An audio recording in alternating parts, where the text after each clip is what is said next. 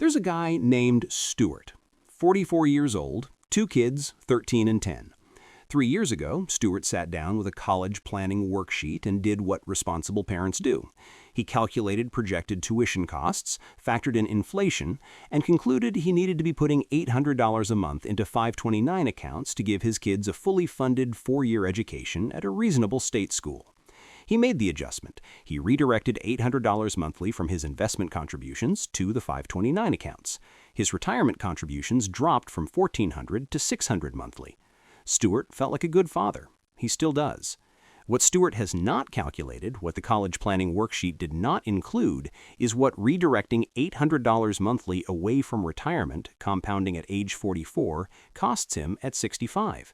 At 7% annual returns over 21 years, $800 monthly compounds to approximately $502,000. Stuart is trading $502,000 in retirement wealth for college funding that his children could access through scholarships, work-study programs, income share agreements, community college transfer pathways, subsidized federal loans at 5 to 7% interest, and their own part-time income. Stuart's retirement account cannot access any of those alternatives. Stuart cannot take out a loan to fund his retirement. His children can take out a loan to fund their education. He is optimized for the problem that has multiple solutions and underinvested in the problem that has only one.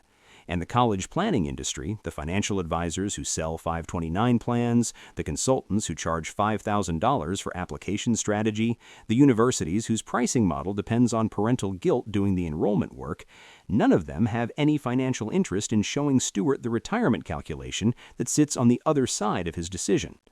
Here is what I want to walk through today. The parental instinct to fund children's education is not the problem. The problem is the sequencing, the specific ordering of financial priorities that causes millions of parents in their peak earning years to systematically underfund the one financial vehicle that has no alternative funding source in favor of a vehicle that has many. I am going to show you the compounding math of the retirement sacrifice. I'm going to show you what the actual cost of education looks like when you run the numbers without the guilt premium attached.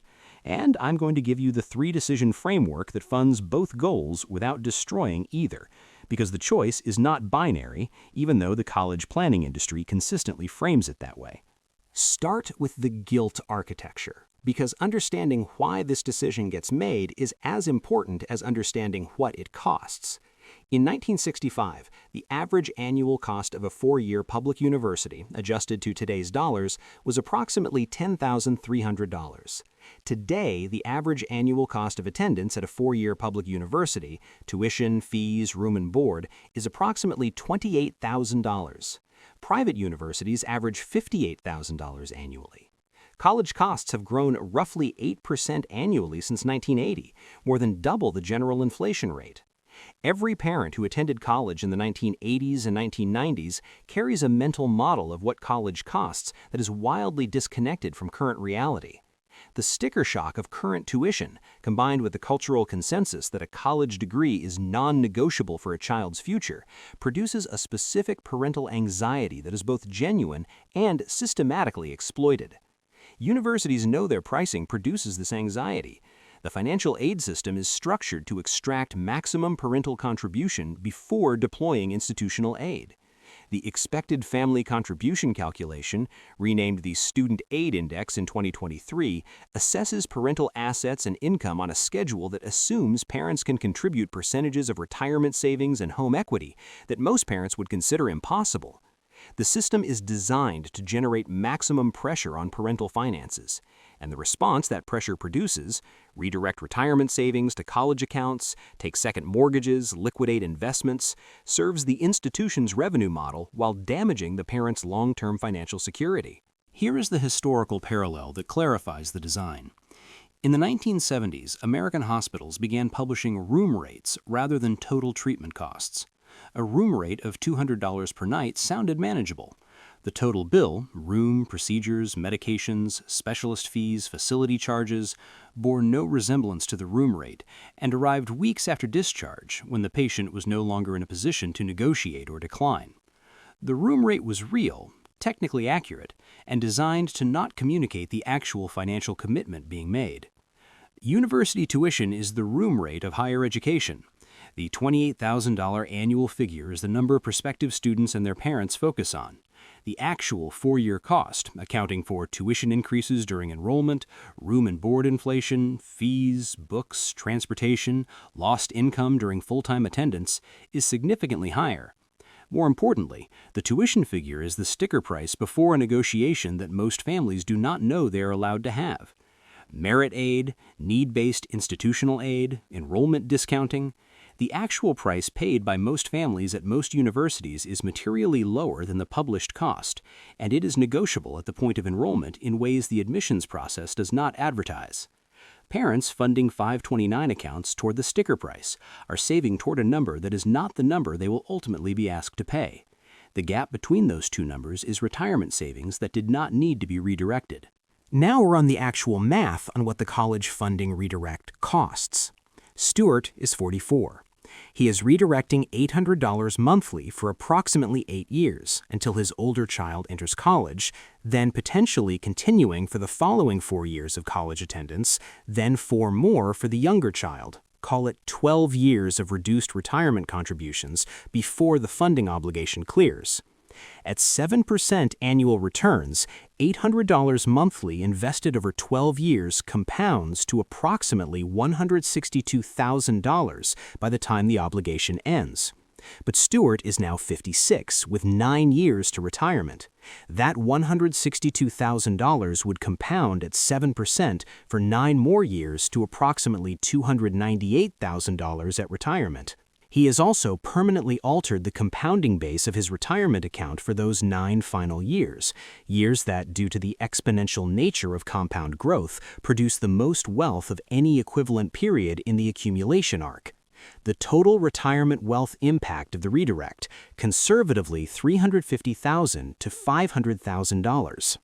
Stuart is not paying $800 a month for college. He is paying $800 a month in trading $350,000 to $500,000 in retirement wealth for a funding approach to education that has alternatives he has never fully explored, because exploring them required accepting that his children might take on some responsibility for their own education costs, an idea the parental guilt architecture of the higher education system is specifically designed to prevent. Here is the number that reframes the entire moral dimension of this decision. The median student loan balance for a bachelor's degree graduate is approximately $28,400.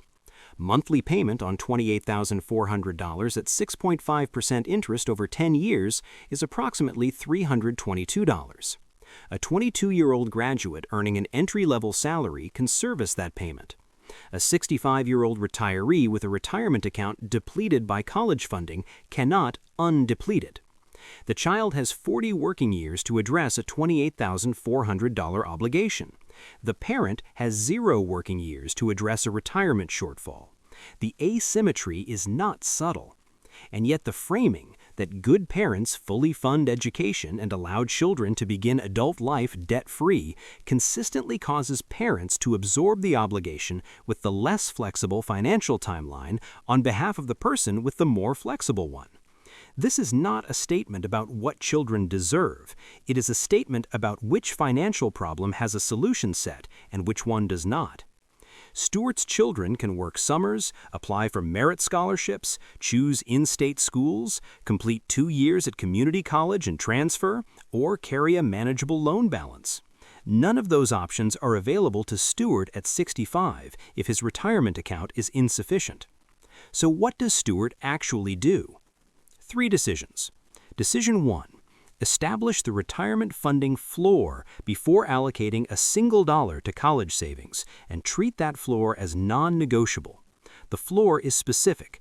Maximize the employer 401k match first, always without exception, then fund the Roth IRA to the annual contribution limit, then assess what remains for college savings. If nothing remains after those 2 steps, college savings does not happen yet. If Stuart cannot fund his retirement adequately and his children's college simultaneously, which is the situation most middle-income families are actually in when they run the numbers honestly, the retirement account takes priority. This is not selfishness, it is sequencing. A parent who retires with adequate savings does not become a financial burden on the children whose education they chose not to fully fund. A parent who depletes retirement savings for college and then faces a shortfall at 65 creates a different, longer, more expensive obligation for those same children during their own peak earning and family-building years. Decision 2. Treat the published tuition figure as an opening position rather than a fixed cost, and negotiate the actual price before determining how much to save. Every university in America has an enrollment discount rate, the average percentage by which they reduce sticker price through institutional merit and need-based aid. The average enrollment discount rate at private four-year universities is currently approximately 57%. More than half of students at private universities are not paying the published price. The negotiation tools are specific: professional judgment appeals to financial aid offices when family circumstances change, merit aid offers from competing schools used as leverage for a better offer at a preferred institution, early decision and early action strategies at schools using enrollment management, and direct conversations with admissions offices about gap funding between aid packages and family capacity. Stuart does not need to save toward the sticker price. He needs to determine what he will actually be asked to pay after a proactive aid negotiation, a number that is almost certainly lower than his 529 target assumes. Decision 3. Have the explicit, documented conversation with your children about the financial framework before they apply to schools. This conversation is the one most parents avoid because it feels like a withdrawal of unconditional support. It is not. It is the conversation that prevents a 17-year-old from making a $200,000 decision without understanding its financial dimensions. And it is the conversation that allows the family to make a collective enrollment decision rather than having the cost structure of the chosen school determine family finances retroactively. The framework Stuart gives his children is simple. Here is what I can contribute annually without compromising my retirement security. Here is what that funds. Here is what in-state tuition, scholarships, and a manageable loan balance fund. Here is how we make this decision together.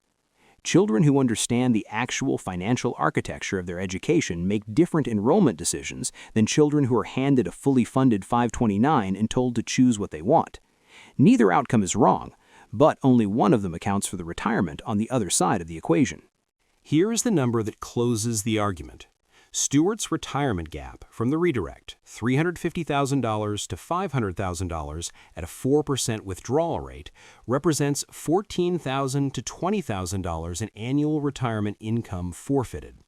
Over a 25-year retirement, that is $350,000 to $500,000 in total retirement spending capacity.